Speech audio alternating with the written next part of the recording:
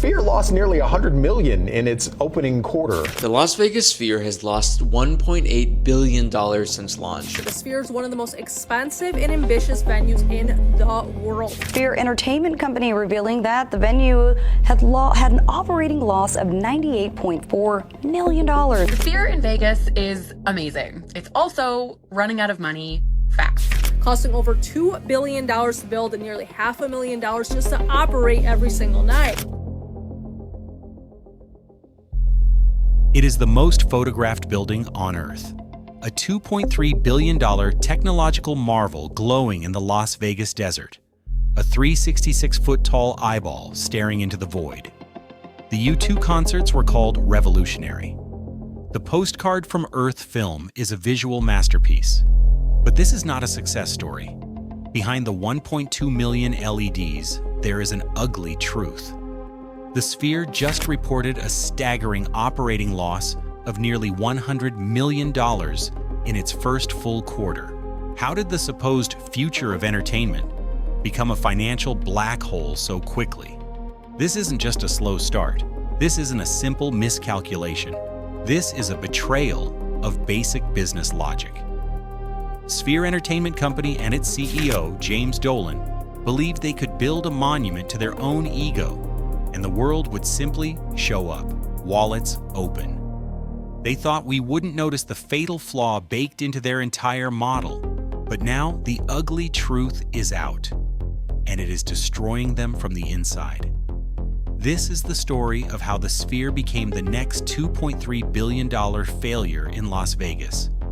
Stick with me, because today we are breaking down the 7 key pieces of evidence that prove this $2.3 billion moonshot is already collapsing. We will follow the money, expose the ego behind the machine, and analyze the broken business model that guarantees it will never be profitable.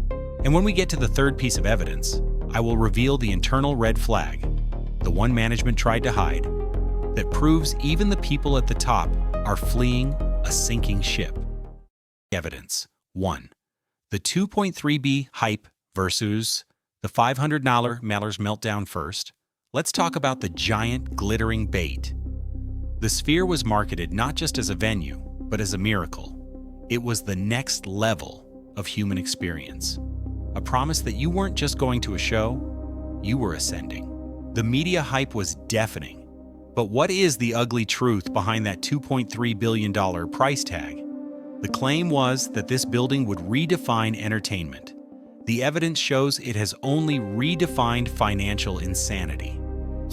Sphere Entertainment Company revealing that the venue had an operating loss of $98.4 million over the months of July, August, and September. But keep in mind, the Sphere opened in late September.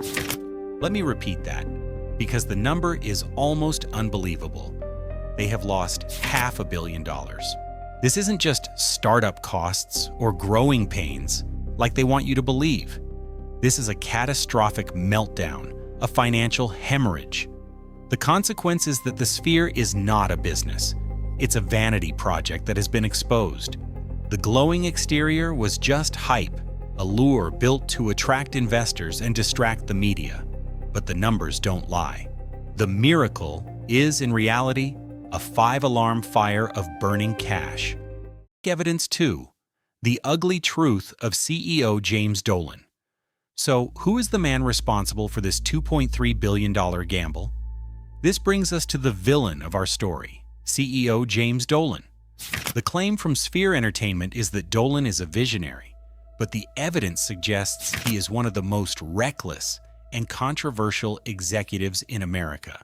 This is the same James Dolan who has run the New York Knicks basketball team into the ground for 2 decades, becoming a laughingstock in the NBA. James Dolan, if you don't know, he's been a terrible owner of the New York Knicks for many of years. He's famous for banning fans who criticize him, for bizarre side projects with his blues band, and for a long documented history of prioritizing his own ego over sound strategy. The consequence is that the Sphere was never a safe business decision. It was an ego project. $2.3 billion structure wasn't built to serve the audience. It was built to serve James Dolan's desire for a legacy. It is a personal moonshot, paid for with shareholder money. And Dolan is the only one who doesn't seem to care that the rocket is already exploding on the launch pad. Evidence. 3. The red flag. Why the CFO suddenly quit the $100 million operating loss is shocking enough to make headlines. But the real ugly truth, the insider proof that this collapse is real and accelerating, is even worse. This is the red flag we promised. The official claim from Sphere Entertainment is that this is just business as usual, a simple leadership transition. The hard evidence tells a different story: the sudden, unexplained resignation of the chief financial officer, Gautam Ranji. Let's be clear. This happened right as these catastrophic 9-figure losses were being finalized and prepared for the public. The top finance executive, the one man who knows exactly where every dollar is, where every penny is buried, and what the real projections look like, abruptly quit. In the high-stakes world of multi-billion-dollar corporate finance, this is not normal. This is a 5-alarm fire. A CFO doesn't just resign from a $2.3 billion flagship project weeks after it opens its doors. The consequence is terrifyingly clear. They are fleeing a sinking ship. This move signals deep internal panic. It is a silent, screaming admission from the one person who cannot lie about the numbers that the books are not just bad, they are unfixable. The captain, James Dolan, might be staying on the bridge telling everyone the music is great, but the man who actually reads the navigation charts just strapped on a life vest and jumped into the freezing water. Evidence 4. The broken business model, the content prison scam. Even if James Dolan was a genius, and even if the CFO had stayed, the project would still fail. Why? Because of its core scam, the broken business model. The claim is that the Sphere is a platform for revolutionary content. The ugly truth is that it's a content prison. The evidence is in their flagship film, Postcard from Earth. It cost a fortune to make, but it has a fatal flaw. It can only be shown in the Las Vegas Sphere. Think about how modern content makes money. A movie like Barbie plays in theaters, then goes to streaming, then sells on Blu-ray, then licenses to cable networks. It has scale. The Sphere's content has no scale. They cannot license Postcard from Earth to Netflix. They can't put it on YouTube. They can't send it on tour to other cities, because no other building on Earth has the technology to play it. The consequence is that they have invented the most expensive, high-cost, low-scale model in history. Every single piece of unique content they create is trapped inside this one building. They have to spend hundreds of millions to create content that can only be sold to the limited number of people who can fit inside that building each night. It is not a business model. 2.3 billion content prison with no chance of parole. Evidence 5. The empty seats and desperate discounts. So, we have a $500 million loss, a missing CFO, and the fatal content prison business model. This brings us to the empty seats, the physical proof that the public is catching on. The claim from management was that the Sphere would be a sold-out phenomenon forever, a permanent fixture of the Vegas skyline that people would flock to. The ugly truth is that the initial hype is already fading, and fading fast. The evidence is no longer just anecdotal. After the initial celebrity-filled U2 rush, reports are surfacing of significant empty seats for these once impossible-to-get tickets. But the U2 residency is a temporary draw. The real problem, the proof of the failing model, is in their daily bread and butter, Postcard from Earth. Management has become visibly desperate to fill the 18,000-seat arena. They are quietly offering aggressive discounts, dropping ticket prices from $119 down to $99, and in some cases even lower. And ticket prices for their Postcard from Earth documentary already dropped 17% in under a year, from $119 down to $99. Just to avoid the visual embarrassment of a half-empty venue. This isn't a sign of strength, it's a profound sign of weakness. The consequence is that the novelty is wearing off at a terrifying speed. This directly exposes the fatal flaw of the content prison model. It has zero rewatch value. Las Vegas is built on repeat customers, but the Sphere is a one-and-done attraction. Tourists and locals see it once, say that was neat, take their selfie, and never, ever come back. They are burning through their only audience. These discounts aren't a promotion. They are a desperate attempt to stop the bleeding from a self-inflicted wound. Evidence. 6. The 2.3B black hole. Where did the money actually go? This brings us to the $2.3 billion question. It's a number so large it's almost meaningless. The claim is that this was an investment in new technology. The ugly truth is that it's a black hole of sunk costs. Let's follow the money. Where did $2.3 billion actually go? This isn't a guess. The evidence is in their own financial filings.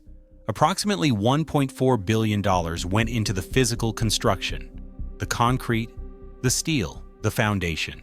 Another $600 million was spent on the proprietary technology, the 16K wraparound screen, the beam-forming audio, the haptic seats. The final $300 million was burned on operations, marketing, and just getting the doors open. The consequence is that this money is gone.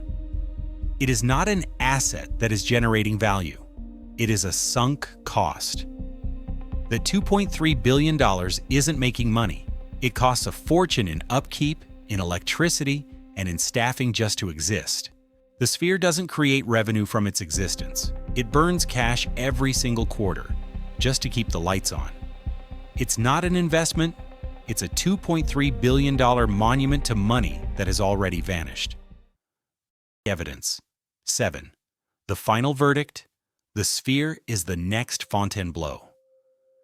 This brings us to the final verdict. The claim is that the Sphere is the future of entertainment. The ugly truth is that we have seen this exact story before. This is a ghost story, and Las Vegas is full of them. The evidence is the half-finished, resurrected corpse of the Fontainebleau Resort just down the street, a monument to failed ambition that sat empty for over a decade.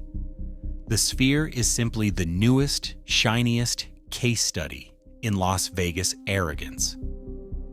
It perfectly combines the three fatal flaws that doom these mega projects: the corporate greed of insane pricing for a 50-minute movie, the executive ego of James Dolan, a man who builds monuments to himself, and a fundamentally broken business model, the content prison, that cannot scale and has no repeat customers.